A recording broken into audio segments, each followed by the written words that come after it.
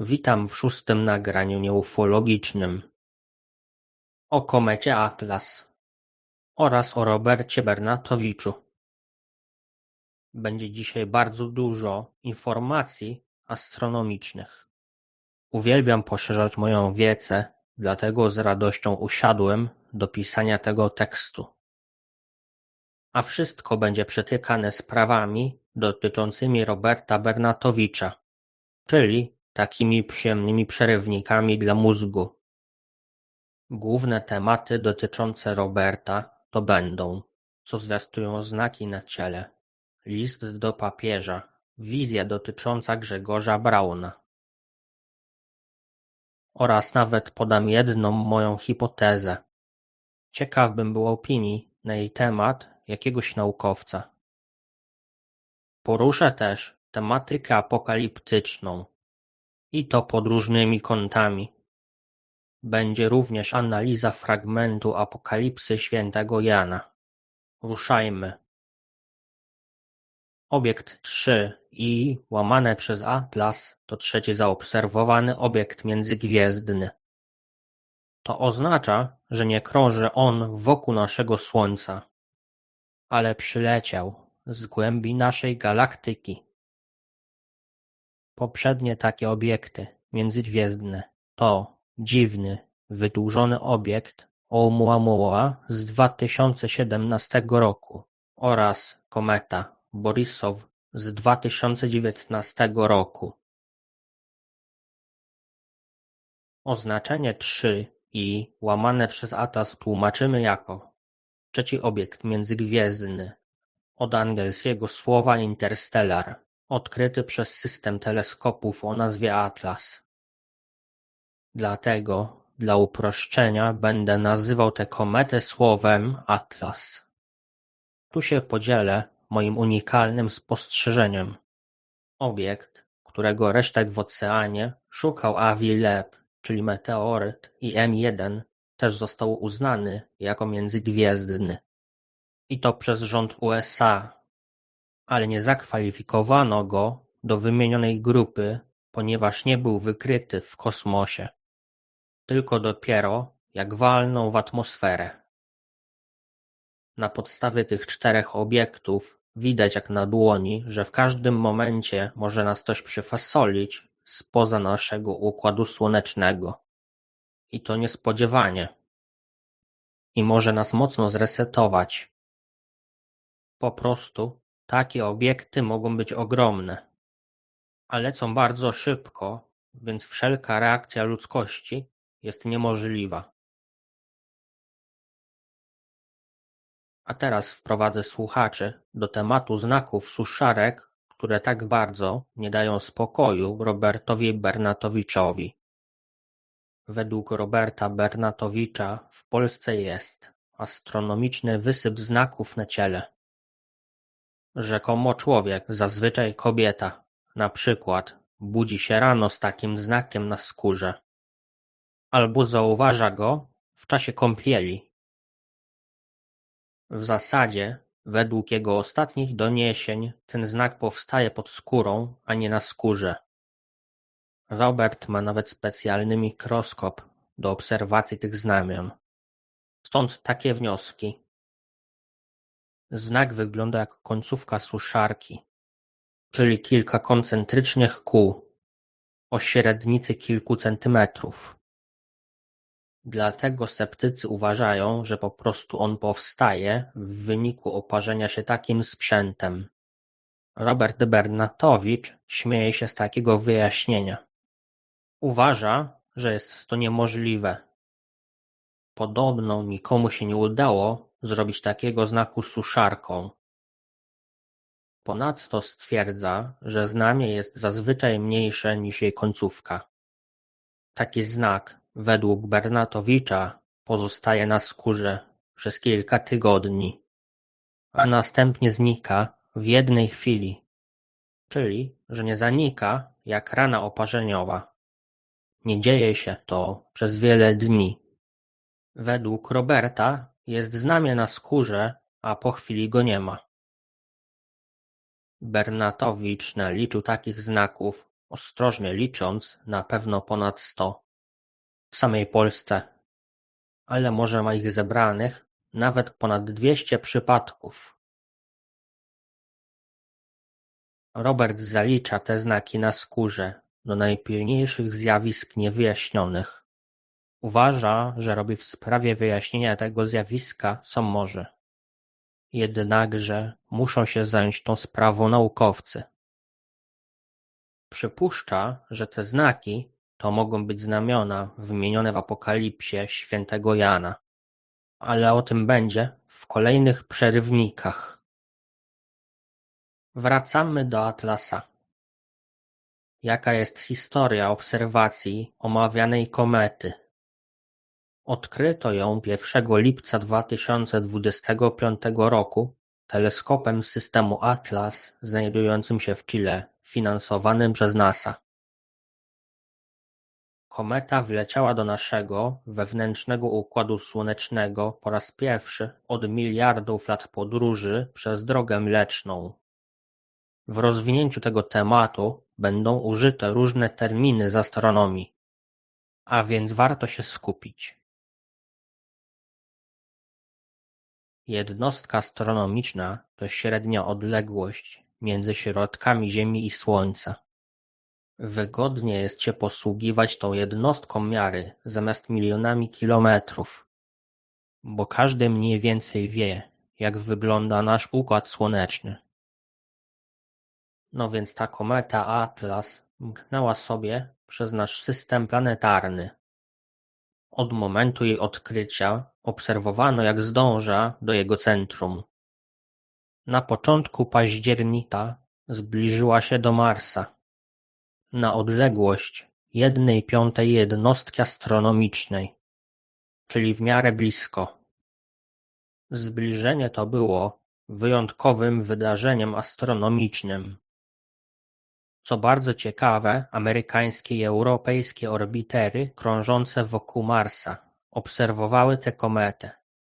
To umożliwiło zebranie wielu cennych danych naukowych. Następnie kontynuowała zbliżanie się do Słońca. Ale nie myślcie, że ona się prawie o nie otarła. Wręcz przeciwnie. Choć jej odległość od Słońca malała w miarę tak zwanego zbliżania, to kometa była od niego cały czas bardzo daleko. Znalazła się najbliżej Słońca, czyli w peryhelium, pod koniec października 2025 roku. Peryhelium to termin astronomiczny oznaczający punkt na orbicie ciała niebieskiego, w którym znajduje się ono najbliżej Słońca. Pochodzi on z języka greckiego i tłumaczy się na określenie „blisko Słońca”.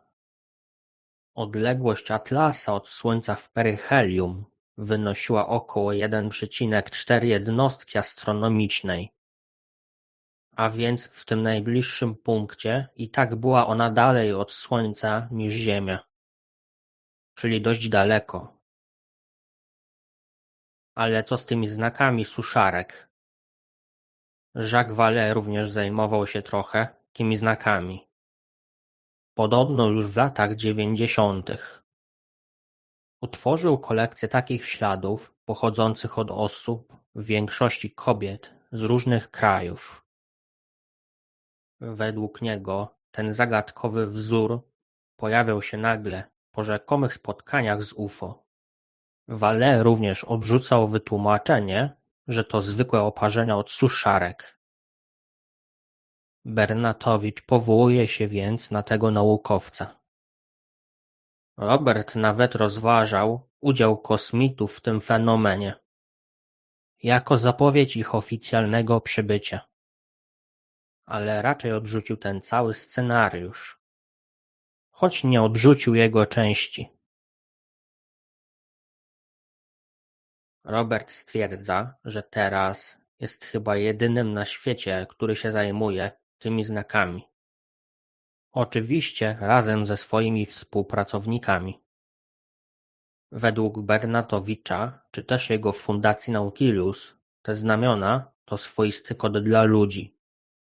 Są one czasami częściowo przesłonięte. I Robert w ilości elementów na tym znaku oraz ilości przesłoniętych części doszukuje się tajemniczego kodu, który jest nam przekazywany. Według niego ludzie są potraktowani jak kartki papieru, na których zapisany jest sygnał dla ludzkości. Jak go zrozumiałem, Robert Bernatowicz wiąże te znaki na skórze z nadejściem potężnej istoty lub ważnym wydarzeniem. Interpretuje te fizyczne ślady jako ostrzeżenie lub znak zwiastujący globalną zmianę, czyli jedyna opcja to nadejście jakiejś potężnej istoty, chyba duchowej w jego koncepcji oczywiście. W tym kontekście wymienia również Jezusa Chrystusa. Tu muszę nadmienić, że Bernatowicz obraża moje uczucia religijne, gdyż Syna Bożego, Jezusa Chrystusa, wymienia w jednej grupie z Buddą, Kryszną i Sai Babą. Te znieważenia opisałem szerzej w nagraniu H19. Druga jego opcja to zbliżające się wydarzenie o charakterze katastroficznym, na przykład upadek asteroidy do oceanu, ale nie wiąże tego z kometą Atlas. Inna albo równoległa droga rozważań Roberta to wiązanie tych znamion z Apokalipsą świętego Jana, ale o tym będzie w kolejnym przerywniku. Wracamy do naszej komety. Kometa była niewidoczna dla naziemnych teleskopów w okresie od około 20 października do około 11 listopada. Po prostu w tym czasie zasłaniało ją Słońce. Albo była bardzo blisko Słońca na sferze niebieskiej. Okres, w którym kometa była przesłonięta przez blask Słońca, nazywamy koniunkcją Atlasa ze Słońcem. Zwróćmy uwagę, że data peryhelium, czyli 29 października, zawierała się w okresie koniunkcji. Zastanówmy się, co z tego wynika. Otóż to, że gdy kometa zbliżyła się maksymalnie do Słońca, to Ziemia w tym czasie była dokładnie po drugiej stronie naszej gwiazdy. A więc wszelkie obawy niektórych o uderzenie komety w Ziemię były nieuzasadnione. W sumie zastanawia mnie ten zbieg okoliczności. Zbieg wymienionych wydarzeń astronomicznych. Gdy Atlas był w koniunkcji ze Słońcem, to dochodziły do głosu spiskowe teorie, że to jest pojazd kosmitów, który właśnie wtedy wypuszcza sondy w kierunku Ziemi. Oczywiście wypuszcza w jakichś złych celach. Był też pomysł, że znowu obiekt jest statkiem kosmicznym i się zatrzyma za Słońcem, a my nie będziemy wiedzieli, co kosmici kombinują, bo będą tam niewidoczni. Bardziej realne koncepcje dotyczyły rozpadu komety w efekcie maksymalnego jej rozgrzania w swoim peryhelium, czyli pod koniec października. Ale kometa się nie rozpadła i leci dalej. W miesiącu listopadzie europejska sonda kosmiczna JUICE znalazła się w idealnej pozycji do obserwacji Atlasa. Z odległości około półjednostki astronomicznej. Ta sonda leci od ponad 2 lat, aby badać Jowisza. Doczytam dopiero za 6 lat. I teraz wykorzystano połowę jej instrumentów do zbadania komety. Obecnie, w grudniu 2025 roku, Atlas oddala się już od Słońca. Siła grawitacyjna Słońca zmieniła trochę jej tor lotu, tworząc mocno rozwartą hiperbolę. Trajektoria jest hiperboliczna, co oznacza, że jest to jednorazowy przelot Atlasa przez nasz układ. Kolejny ważny moment lotu komety to perygeum, czyli maksymalne zbliżenie się do Ziemi. a raczej moment najmniejszej odległości. Termin ten również pochodzi z języka greckiego i tłumaczy się na określenie „blisko Ziemi”. W przypadku Atlasa nastąpi to 19 grudnia.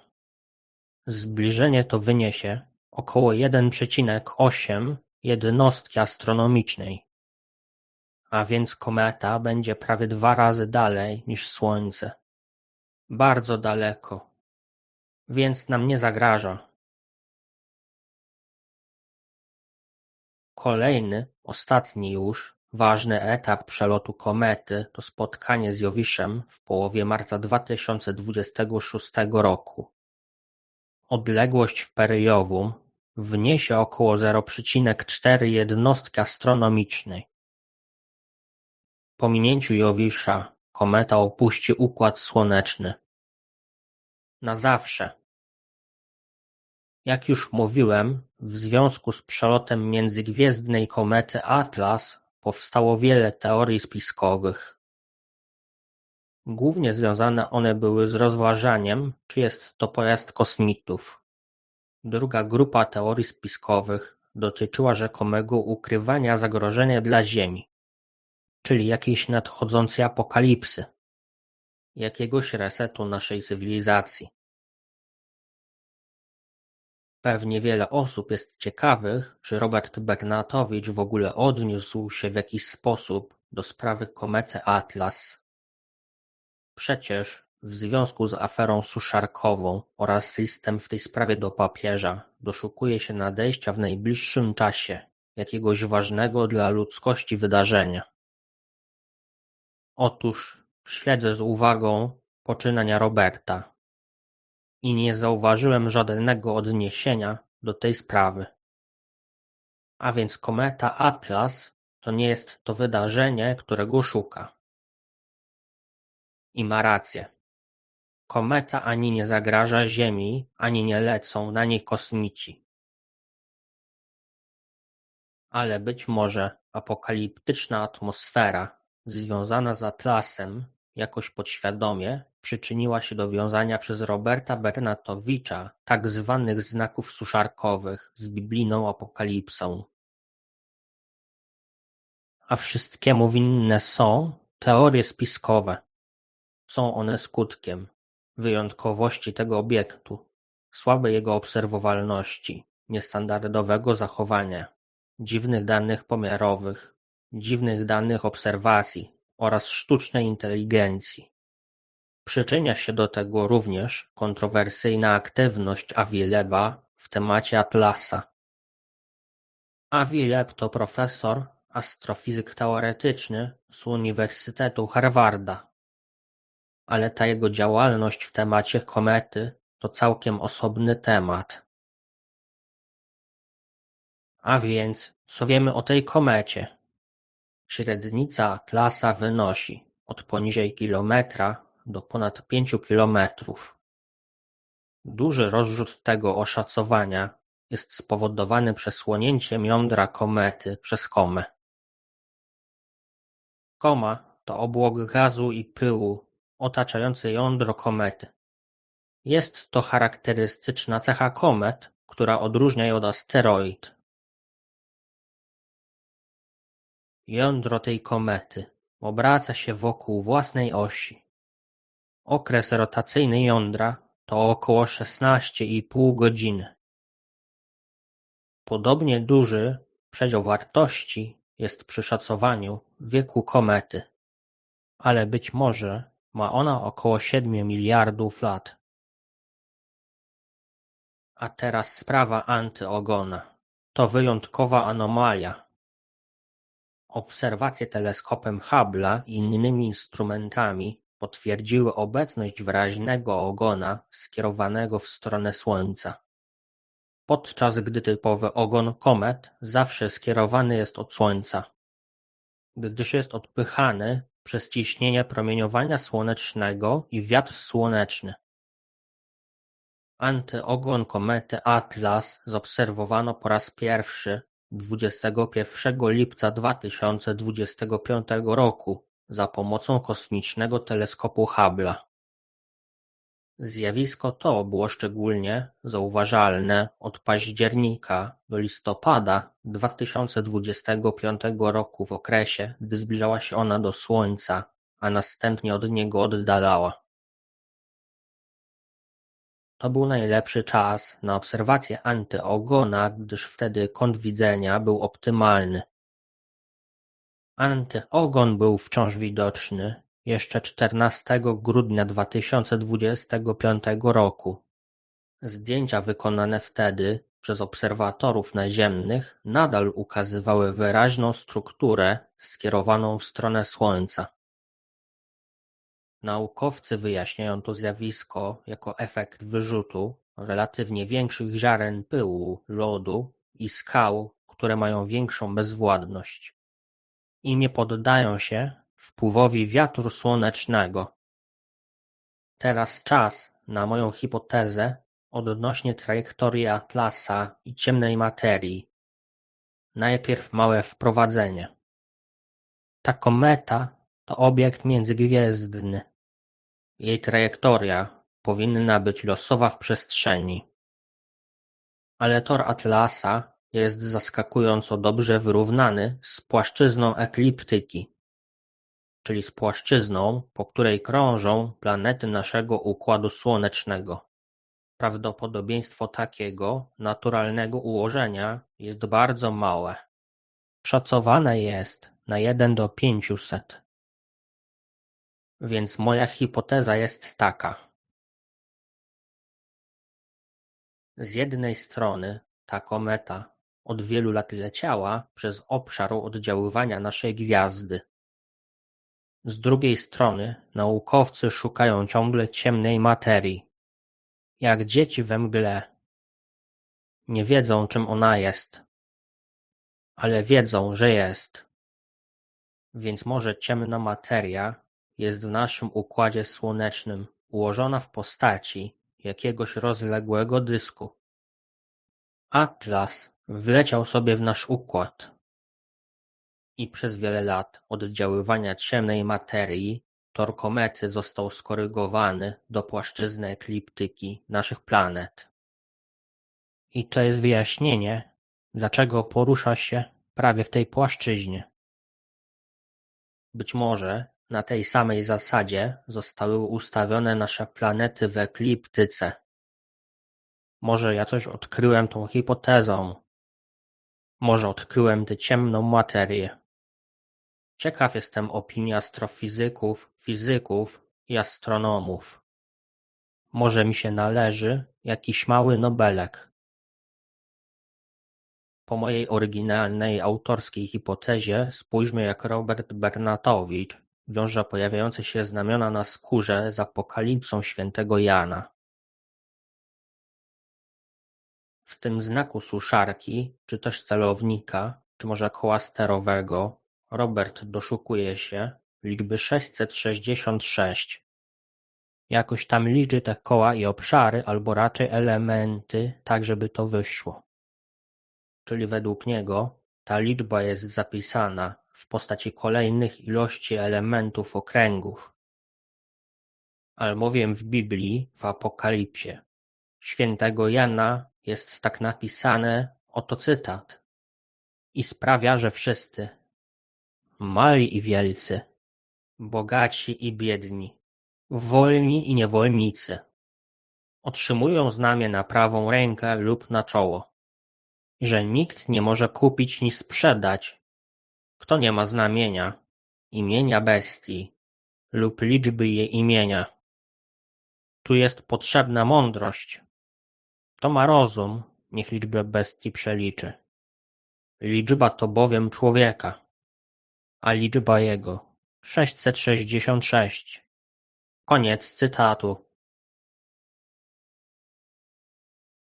Tu mi się budzą kontrowersje, bo chyba według interpretacji biblistów ten znak na ciele to znak szatana.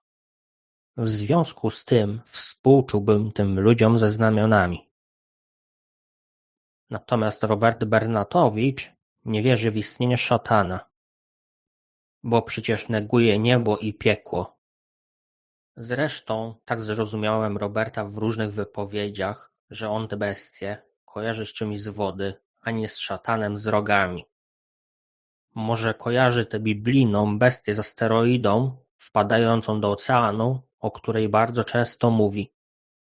Pewnie ma takie skojarzenia przez początek omawianego rozdziału Apokalipsy, który brzmi: i ujrzałem bestię wychodzącą z morza. Więc chyba interpretacja Apokalipsy w wykonaniu Roberta jest inna niż biblistów papieskich. I w związku z tym nie rokuje powodzenia dla jego misji z listem do papieża. Jak już mówiłem, tę liczbę 666 Robert rozpoznaje w ilości elementów na znaku celownika. Fragment o czole Robert traktuje jako przenośnie. Coś tam jakoś wiąże to czoło z jakimiś ezoterycznymi czakrami. Czyli ja rozumiem, że według niego umiejscowienie znaków nie jest takie ważne, albowiem położenie znaków na ciałach ludzkich w przypadkach, które zbiera, jest rozmaite. Do tego Robert Bernatowicz mówił, że zmienia się przysłonięcie tego znamienia w różnych latach. Ten znak jest coraz mniej zasłonięty. Jakby to przesłonięcie odliczało czas do ważnego wydarzenia. A nawet na podstawie przypadku z 2024 roku postawił hipotezę, że zwiastowane wydarzenie zajdzie w 2028 roku, gdyż na znaku były zasłonięte 4 elementy, a może jeden element oznacza jeden rok do wydarzenia. Kiedy indziej jednak sam zaprzecza swojej hipotezie. Bo w jakimś nagraniu przytacza zgłoszenie z jednym przysłoniętym elementem. No to nie wyjdzie z tego rok 2028. Te apokaliptyczne wizje związane z rokiem 2028 i Robertem Bernatowiczem podchwycił pewien popularny, jakby chrześcijański kanał.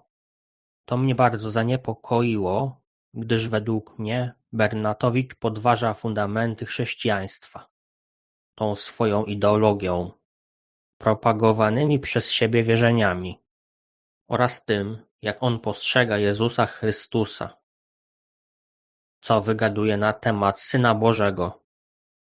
Rozwinąłem to zagadnienie w nagraniu aż 19. A więc, jeśli taki portal podąża za Bernatowiczem i się na niego powołuje, to zapala mi się czerwona lampka. W październiku Robert naliczył 9 krajów, w których występują te znaki. Robert Bernatowicz robił w Las Vegas dużą ankietę uliczną na ten temat. Stwierdził, że w Stanach nie ma tego zjawiska. Ale bez wątpienia najwięcej jest zgłaszanych znaków w Polsce. Według Roberta oczywiście. Czyli jakby w Polsce dzieje się to, co jest napisane w Biblii. Aż trudno mu w to uwierzyć. I wielu innym też. Do tego wszystkiego zaczął wiązać pojawianie się takich znaków ze swoimi podróżami po świecie po pewnych wątpliwych miejscach z konkretnego, rzekomego, ale wątpliwego przekazu. O tym będzie może szerzej w jakimś moim przyszłym nagraniu ufologicznym. Rozważał więc czasami, czy te znaki chcą mu coś powiedzieć. Bo jest przecież jedynym badaczem, co się tym zajmuje. I bardzo często one się pojawiają w jakimś związku z jego pracą czy innymi działaniami. Jak mówiłem w nagraniu H19, Bernatowicz nadal uważa się za katolika. Tam też powiedziałem, co ja o tym myślę. Jest też tam dużo o wierzeniach Roberta i o tej jego reinkarnacji. No więc, ponieważ on się uważa za katolika, to postanowił w sprawie tych znamion na skórze napisać list do papieża Leona XIV. O tym będzie w następnym przerywniku. Lecimy dalej z anomaliami Atlasa. Atlas miał i ma nadal niegrawitacyjne przyspieszenie, którego nie można w pełni wyjaśnić wyłącznie siłami grawitacyjnymi Słońca i planet. Nie da się tego również wyjaśnić efektem silnika odrzutowego, czyli wyrzutami gazów. Ostatnia grupa anomalii to skład chemiczny gazów uwalnianych z komety. Kometa zawiera niezwykle dużo dwutlenku węgla w stosunku do wody. Atlas uwalnia go 67 razy więcej niż przeciętna kometa z naszego układu. To się wiąże z anomaliami w jasności, kolorze oraz wielkości komy. Atlas ma wysoką zawartość niklu bez żelaza. Stosunek niklu do żelaza jest nietypowy dla ciał naturalnych. Jest za mało żelaza w komie, gdyż te dwa metale powinny występować razem. Wykazano również za duży stosunek metanolu do cyjanowodoru. To również odbiega od norm dla komet z naszego systemu. Jeszcze do tego wszystkiego są okresowe pulsacje jasności wyjaśnione rotacją jądra komety. Ale to regularne pulsowanie stoi w sprzeczności z chaotycznie uwalnianą materią obiektu. Teraz będzie kolejna ciekawostka. Międzynarodowa Sieć Ostrzegania przed Asteroidami ogłosiła globalną kampanię obserwacyjną Atlasa, która trwa od 27 listopada 2025 roku do 27 stycznia 2026 roku. Celem jej jest ćwiczenie globalnej gotowości w ramach obrony planetarnej. Nie dlatego, że Atlas nam zagraża, ale że na komecie można jeszcze lepiej przećwiczyć precyzję pomiaru pozycji takich obiektów. No to tyle o Atlasie. Teraz będzie się najprawdopodobniej trochę mówiło o nim w telewizji. Na całym świecie. W dniu największego zbliżenia do naszej planety, czyli 19 grudnia. Mam nadzieję, że uda mi się wyemitować to nagranie przed tą datą. To będzie sytuacja ogólnoplanetarna. Ale w Polsce to wydarzenie może zostać przysłonięte wizytą prezydenta Ukrainy Zełenskiego i jego spotkaniem z prezydentem Nawrockim. Wracamy do Roberta Bernatowicza. Nasz popularyzator kontrowersyjnych koncepcji postanowił w sprawie tych znamion na skórze napisać list do papieża.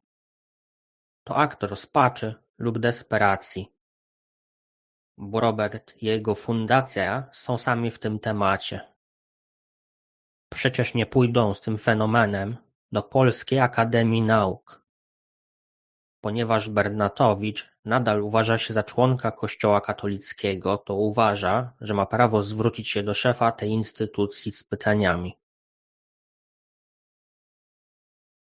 Myśl o liście do papieża była już mocno zaawansowana w jego nagraniu z 19 października. Tego dnia Robert był bardzo przejęty tą sprawą. Strasznie się wtedy zagotował. Podnosił Biblię emocjonalnie, podnosił głos, rzucał różne niecholuśne słowa. Uważał te znaki za najważniejszą aktualnie sprawę niewyjaśnioną i że o tym fenomenie będzie niedługo głośno na całym świecie. W liście zawarł co najmniej dwa tematy. Po pierwsze, czy papież słyszał o tym, że są znaki z apokalipsy na ciałach ludzi? Po drugie, jeśli nie słyszał, to niech przyśle kogoś, jakichś naukowców, do Polski do zbadania tej sprawy.